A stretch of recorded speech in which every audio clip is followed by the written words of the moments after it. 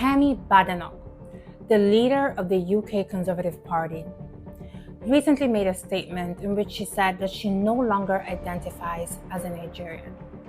This statement has caused uproar and backlash across the whole African diaspora. So of course, I had to come here and discuss it with you guys and give you an unbiased opinion on what I actually think about what she said. Welcome to Just with Sherry, where we give commentary that goes where others won't.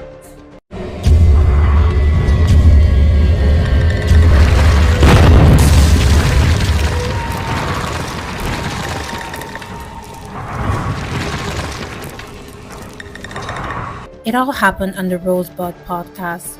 Kemi Badenoch, leader of the British Conservative Party, said these words, quote, "By identity, I'm not really Nigerian. I haven't renewed my passport since the early 2000s. She clarified, she's Nigerian by ancestry and birth, but not in how she sees herself today. Her reason, her family, her life, her career, they're all in the UK. This story has been trending for the past week, and I actually took my time before recording this episode because I wanted to try and really do research on her background and research on so many things that have to do with identity and identifying as being part of one country as against the other. I just wanted to give you an informed piece, and that's why I kind of took my time. And my first question, just based on what she said, is when she refers to identity, why does she only attribute negative things to being Nigerian and positive things to being British? Every country has bad and good. Do not get it twisted. I am not saying that Nigeria is a perfect country.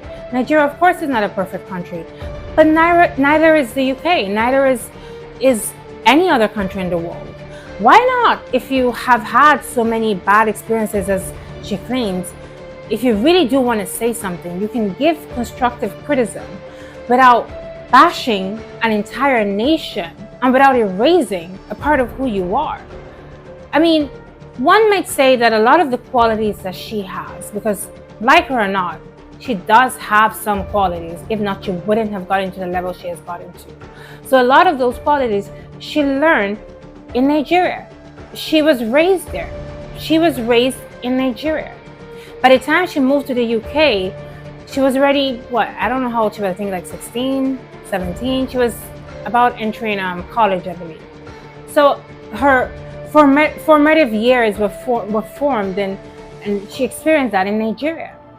So who she is, she learned in the same country that she now no longer identifies with. That brings me to just ask the first question I asked. Why does she only think negative about Nigeria? What of the positive things? What about her resilience? What about her value for education? These are all Nigerian traits, guys. These are all Nigerian attributes. Nigerians value education. Nigerians work hard, especially when they're in the diaspora. Most of us, I would say, sorry. Most of us, that's how Nigerians are. So why does she not recognize that? It feels like she experienced some kind of trauma at some point in her life when she was in Nigeria that kind of just made her feel like she needed to erase that part of her and embrace something else that she aspired to, even though she didn't necessarily grow up in that culture. And I mean the British culture, if that makes sense. Because if you ask me, I'll just tell you she's British Nigerian.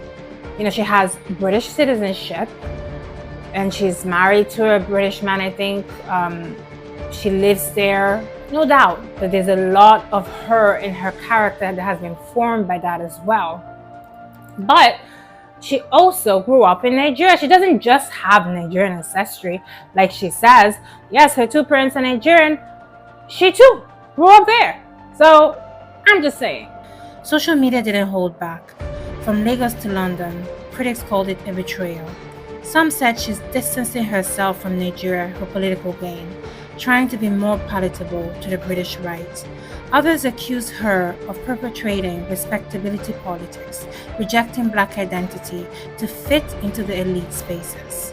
Even The Guardian weighed in, questioning whether she misunderstood key facts about Nigerian citizenship law. One columnist asked, "Is this leadership or a quiet form of self-erasure?"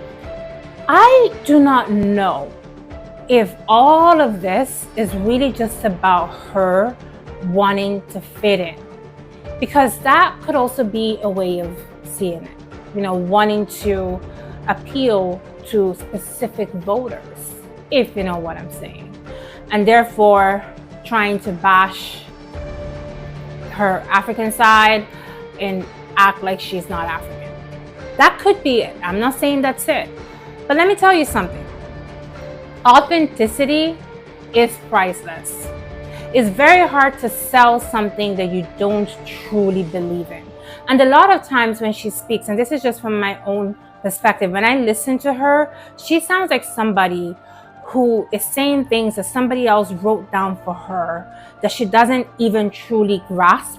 She sounds like a cheap fake, and I'm sorry to use that word because I don't like to use derogatory terms, but like, she doesn't sound authentic. And maybe that's why she's having all these problems in her party. She is trying to come across as somebody that she is not truly. And I'm not saying that a black woman cannot be a conservative woman. 100% a black woman can be a conservative woman. That's not what this is about. But when you erase a whole part of who you are, whether you like it or not, how on earth are you going to sound authentic? How can she talk about immigration, for example, and things like that, without talking about the African experience that she knows very, very well, because she's African as well? When I talk about immigration as an African woman that was born and raised in Europe and that lives in the US now, I give you a very holistic view from my own perspective. Of course, I'm not saying that I speak for everybody, but I give you something that is authentic to me, because that's what my background is, and so that's what my view is, if you get what I'm saying. She always just sounds like this won't even know what she's talking about. She doesn't sound real. When I was in Nigeria, people used to tell me, "You don't belong here." So I wasn't just the SWAT in the class. I was the person who would say, "That person is copying notes from the other person." I was the tattletale in the class, like getting people into trouble. Because even then I hated cheating, because there I was, I wanted to be first in the class, and I've done all the work. And then there's some people who are copying notes, and so why should they get away with it? And so I'd raise up my hand. I remember there was this extraordinary day. I was in, I must have been about 14 or 15, and I said, "He's cheating." I stood up in the middle of the exam, and I stood up and said, "He's cheating, he's the one that's doing it." And that boy ended up getting expelled. And I didn't get praised for it. And I was a relatively popular kid at school.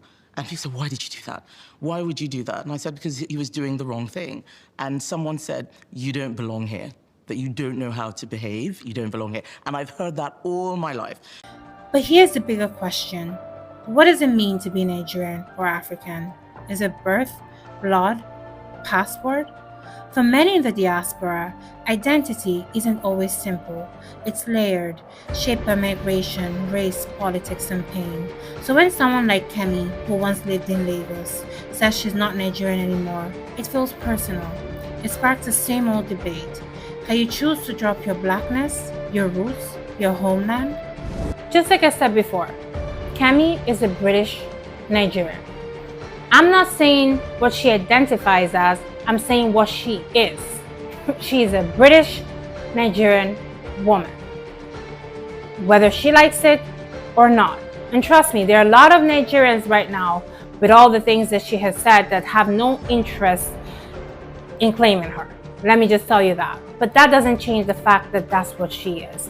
And like I always say to you guys, if you're black anywhere in the world, you were African before you became anything else. And you better remember that. This isn't just about Kemi Badenoch.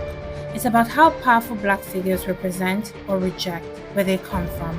And when they rise to power, whose story are they telling? Whose values are they upholding?